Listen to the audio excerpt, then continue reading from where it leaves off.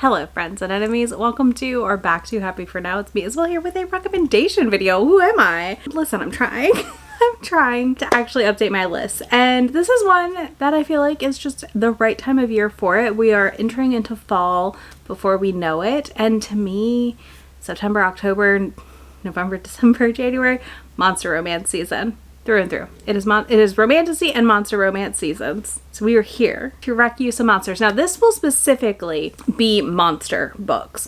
So they don't shift out of the monster form in these books. They are a monster.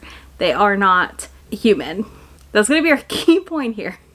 Because I got a rec video for you later that'll have more shifters, vampires, things like that in it. But this is specifically like monster love interests. So take that for what you will. That doesn't include like death or things like that either. That'll be in, I've got a paranormal rec video coming. It'll happen. Don't worry.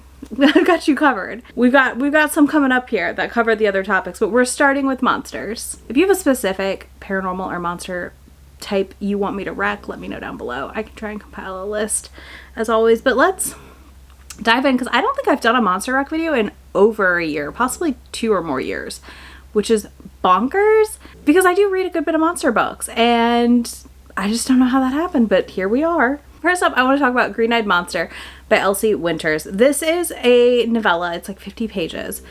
The first one in her Boundlands series, and I've not read any more in this series yet, but I do want to. Take that for what it's worth. But this follows an orc studying for his accounting exam and a forest fairy trying to salvage her botany project. There's a magical stone crashing through campus like a wrecking ball. And the first time our hero sees our heroine, he is just in love. She's so pretty to him. And I love that. This is like absolutely like one of those very just sweet, cozy, fluffy reads that is explicit. It does have sex on page. It's definitely not closed door. Let me put it that way. But it's just like kind of the perfect little like dip your toe in to maybe a little something different, like a big orc hero. One of the few orc books I've personally enjoyed is this one, and I've got another one for you on this list as well. But yeah, I just think this is a great little like give the author a try. I do want to read more Elsie Winters. This is the only one I've read from her so far, and I am planning to read more this fall because she also has a Mothman book coming out. And she has another one that's death, so like I kind of have to read it soon. But this is like your monster romantasy vibes in the best ways. So I just think this is a great option if you want something quick, easy, and enjoyable at the end of the day. Okay, next we have a popular novella as well. I feel like a beloved one in a lot of my spaces at least. And that is Yours Insatiably by Avita Weiss. This is a death moth fairy and a succubus.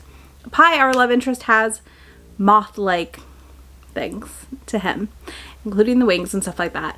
This is a really fun, so there's two. There's Feed and then there's Yours Insatiably. So Feed is like a really short novelette length thing to kind of introduce you to the characters and their first night together, where our succubus heroine has called for a escort for the night sort of situation. It's not completely an escort, but it kind of is to like feed her needs as a succubus. And who shows up with the coworker she has issues with? Oh, it's delightful. They have such good chemistry and tension together, even in this short little novella Feed. And then you can go on and read Yours Insatiably, which is fantastic because it does indeed follow the rest of their relationship and them getting their HEA together. These are delightfully smutty and have just enough plot to like keep me pulled through. And a great time because novellas are fantastic for that, you know? Like, I just love a novella like this where I get like a little sample and then I read the full length and I'm just like satisfied. And that's Yours Insatiably. Again, a very steamy good time. And again, I think another one that's a little bit more accessible if you're newer to monsters. For sure, it's not going to like throw you in the deep end completely yet. So there's that. Next, we have one that is also a favorite of mine, Sing Me to Sleep by R.M. Virtues. If you somehow still have not read this book, I need you to correct that immediately because this is a sleep demon. Penny, our heroine, has like night terrors and she sees him come to her in the night and then he ends up taking her into the other half of the world, his like through like the veil sort of thing. This book is so hot and it's so good and it's a little scary. I mean, obviously he's a sleep paralysis demon. It has to be a little scary, but it's so intriguing. It's so good. I will say this. I'm going to link to the content warnings down below because I don't remember them all and I know there's a lot. And this one does deal heavily in a lot of things happening. I take that into consideration before you pick this up. But oh, if you have liked other books I've talked about and you've not read this yet, get on it. You will have a blast. It's so unique. I don't think I've read anything that unique in a very long time. Oh my god, let me not drop my books. Let's talk about A Soul to Keep. This is a beefy boy. This is a long one. So you gotta be in the mood for it, okay? Like, we're talking printed 534 pages. It's a big one. But A Soul to Keep is a wonderful himbo cinnamon roll hero. He comes to get her to renew her town's, like, protective dome situation. And in doing so, they end up back at his house and slowly falling in love with each other. It's very fun. It's very cute. Again, he's very himbo, so that's delightful. I've never finished the second book in this series, though. I probably should at some point. I've just struggled with it all over the place.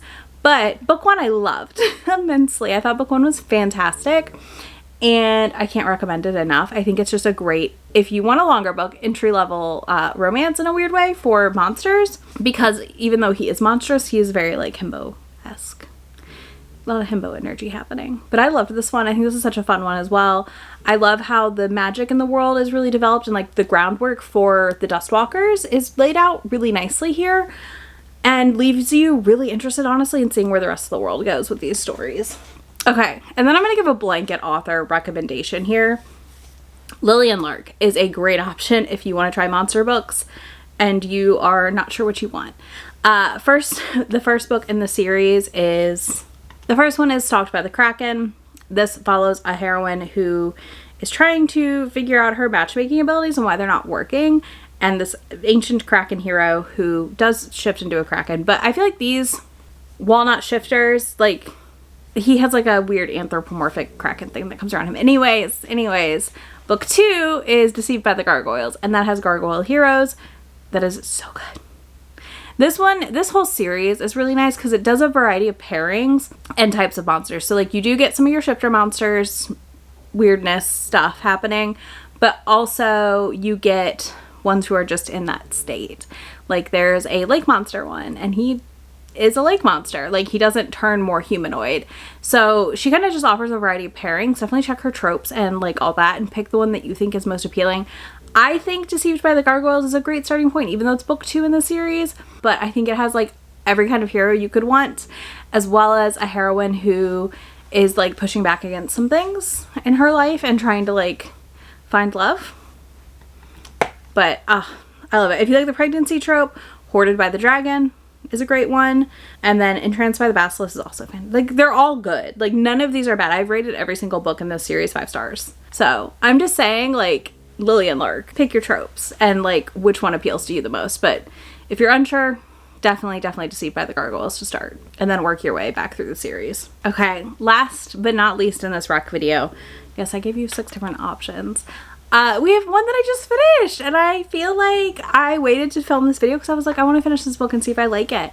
And that's the Orc Prins by Quay Hudson. Oh my goodness. Okay, so I was nervous because, again, as I've discussed, I don't tend to love orc books. I liked the Green-Eyed Monster. I've not really liked a ton of other ones. There was one I read back in the day that I did like, but I don't know that I would recommend it now. Like, I'd have to revisit the series, and I'm not doing that. The Orc Prins, though, fantastic. Big content notes here for an abusive partner that is not our love interest of the hero, Igor, whatever. And then also pregnancy is in the book.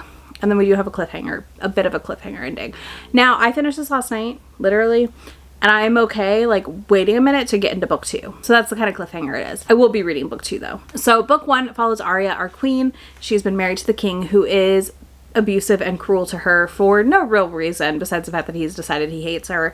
He is having an affair with a man, and has been since before she got married to him, and refuses to impregnate her. Like, he barely will have sex with her, and on top of that will not finish inside of her to ensure pregnancy happens. So she's just continuously being humiliated constantly in front of the court because she's not pregnant, and how dare she not be like appealing enough to him. And he does a lot of things to be abusive. There is some verbal and physical abuse in this book, I will tell you that.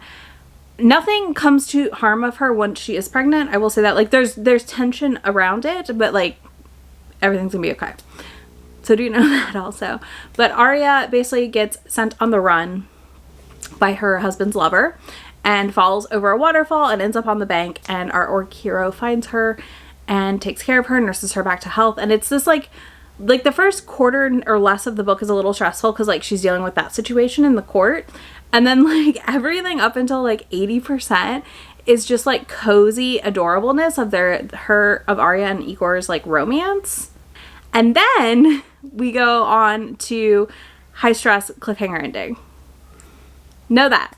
But it was really good. I gave this a solid 4 stars. I'm excited to see where book 2 takes us.